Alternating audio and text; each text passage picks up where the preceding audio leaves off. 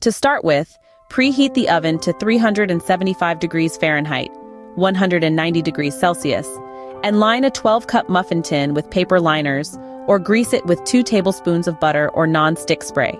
While your oven is heating up, mix together 8 ounces of softened cream cheese, 1/2 cup sugar, 1 egg, and 1/2 teaspoon of vanilla extract in a medium bowl until you achieve a smooth texture.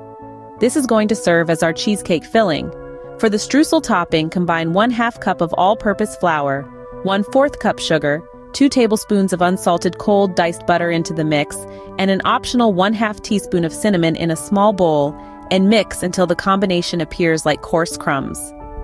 Next, in a large bowl, whisk together 2 cups of flour, 1 cup of sugar, 1 tablespoon of baking powder, and 1/2 teaspoon of salt.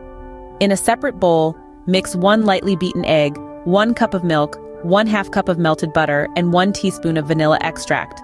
Carefully integrate the wet ingredients into the dry ingredients until they are just combined.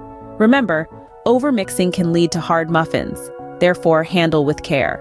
Lastly, fold in 1 cup of diced strawberries. Now spoon half of the muffin batter, approximately 2 cups, evenly into the pre-prepared muffin tin cups, filling each about 1/3 full. Then, add around 1 tablespoon of the cheesecake filling atop of the batter in each cup. Cover this layer with the remaining muffin batter, another 2 cups. To wrap things up, sprinkle the streusel topping over each muffin.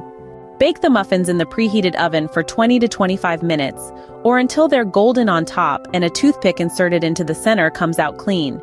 Cool in the pan for 5 minutes, then transfer them to a wire rack to cool. For more delectable recipes like this, don't forget to subscribe to Magnolia Moon.